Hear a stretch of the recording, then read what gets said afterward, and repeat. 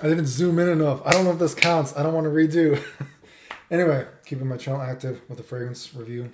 Actually, just a first impression kind of thing. I'm going to do Chris Collins fragrances. And the dude, I mean, look at the dude. He looks like a black stallion. He looks like he's out of a romance novel, right? BBC energy all over the place. And so looking at that and seeing that he's actually worked for by Kilian Paris, whatever it's called now, dude. And there's a little bit of reviews and generally speaking, the reviews are good. So I've always been like, why haven't I heard more about this guy or his line of fragrances throughout the years? A few years, I think it's been out now, right? So this is going to be a polarizing first impression. And I think generally speaking, why you don't hear about this more, at least for me, is I've had some, maybe it's skin chemistry, I don't know, but this is a lot of money for what it's worth, I think. My first impressions of trying these fragrances, because originally I thought that it's like, I think $195, am I wrong? For a 100 ml, but it's actually like $195 for a 50 ml. And I got pretty okay at best performance out of these. So anyway, let's drop this bag down here, dude. What are we going to get first? Tokyo Blue. Okay, what did I think of Tokyo Blue when I tried it? And you know, Japan actually does have a smell. There actually is a smell to Japan. But what did I actually just think out of this? My first impression of this one really was just, I imagine walking into a bathroom. A blue bathroom, mind you. But just very powdery, not really my thing. It does get sweeter as it dries down, but really not my thing per se. So I guess that's not really, almost not fair for me to comment on that one, right? What do we have here? We have Autumn Rhythm. I think the name works for this one good. Autumn Rhythm. I do get that idea of, or that feeling, maybe vibe of the outdoors in the fall and autumn. And I've talked about how I do appreciate novelty scents because of that. So you do get that woody kind of smell with leaves in the air, all that kind of thing. With leather. Maybe something like, imagine there's a pile of leaves that you're about to burn on a crisp, you know what I mean, autumn morning or a fall evening, whatever it might be. And in that pile of leaves, there's a leather jacket in it before you burn the leaves, whatever it might be. I've seen some people compare this to Tuscan leather without the raspberry and the sweetness, just with like more cedar. I don't know if I agree with that, but yeah, I think the name works for this one. But at the end of the day, the novelty, although I appreciate the novelty, there's just too many other novelty scents that I like more than this. But, you know, not bad. Might be worth trying. What else do we have here? Next one, we have Harlem Nights. I thought Harlem Nights was going to be my favorite, actually, looking at the reviews and the notes. But the emotion that I might say that this reminds me of, not that it smells like this, but the emotion is, when I gave that review, if you guys recall, years ago now, of Coco Blanc from House of Matriarch. God, I haven't smelled that one in a while. I probably should go try to smell that one in a while. It's been a while. But that I recall, it's something like, imagine you go into a log cabin, a very woody log cabin, whatever it might be, and you got told that they're going to be serving this really good dessert there. Ice cream, vanilla, whatever it might be, white chocolate, blah, blah, blah, blah, blah. But you get there and all the dessert is gone, and you only smell the whisper of the dessert. And that's what I smell this like, I don't know what a Harlem night smells like. It might be dangerous for me in Harlem. I might be too white, I don't know. But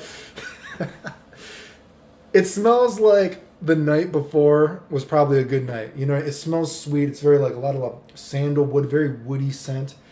But at the end of the day, it's just the whisper of the night before. And even on my skin, this performed very badly. It's your very own personal scent bubble for sure, dude.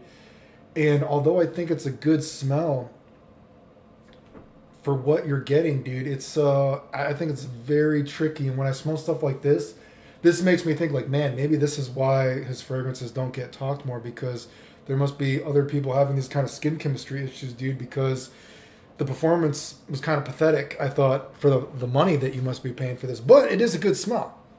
So if you like it, it's probably pretty good, right? But Oud Galore is, I've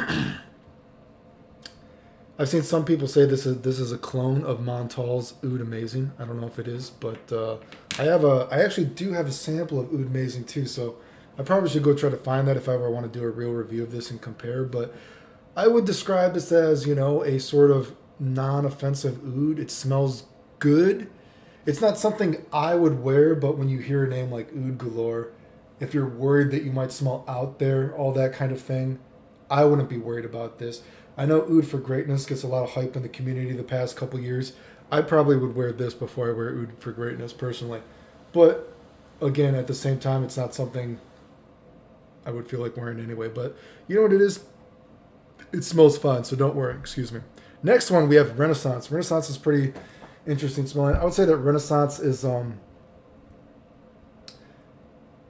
not a linear scent. It's not a linear scent, so it is interesting. I would say this smells something like, kind of like an aquatic scent that dries down to a more yummy kind of scent. Like imagine some kind of like a wave of a sparkly honey, right? An aquatic wave of sparkling honey that eventually dries down into that thicker leather tobacco kind of yummy snuggly kind of scent. So again, not linear. It does smell interesting. However, a caveat to this would be it does have a pinch of that queasy kind of smell as it's transitioning. And the last time I've smelled this particular mix of like leather, tobacco, whatever it might be, honey, would be, I'm not sure if it was in the original Cigar Rum, but I think it was Cigar Rum Intense. Has a bit of that strange sort of queasy, funky leather and tobacco mix, and it smells with like a fruity kind of like sweet smell,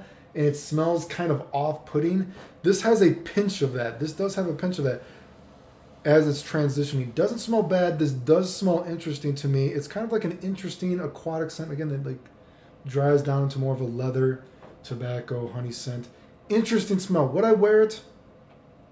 I might wear it. Would I buy it though? Again, probably wouldn't buy it, but I do think it smells interesting. The next one, this would probably be the second one that I was most looking forward to.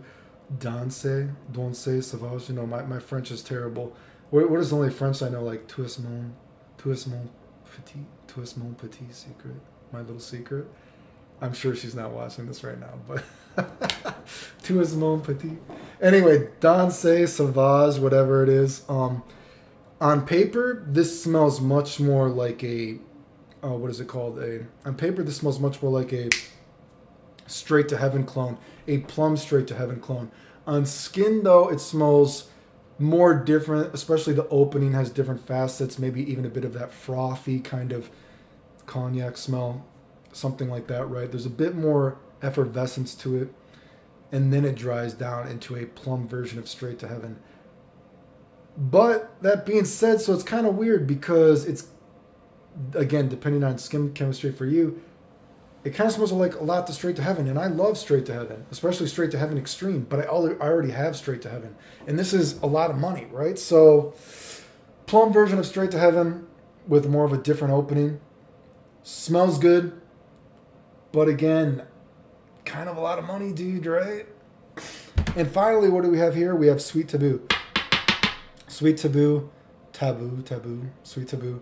Smells good, but kind of a little bit too spicy and culinary for me at the beginning, but then it dries down and it becomes more sweet, gourmandish, more yummy.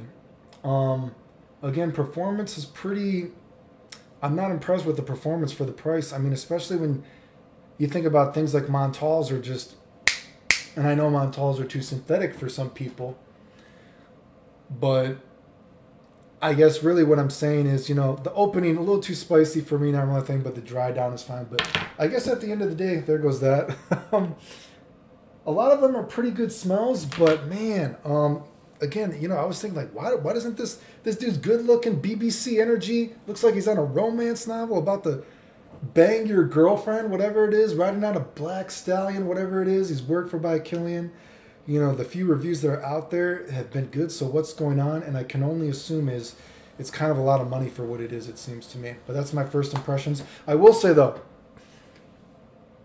for what it's worth, the sample pack is only $35 for all of these. And these aren't small samples. These are a milliliter and a half. And remember, a lot of times when you get samples online, you know, if you're going to, like, I don't want to talk necessarily shit about something like Lucky Scent or something like that, but you might be only getting like a 0.7, not even a full milliliter.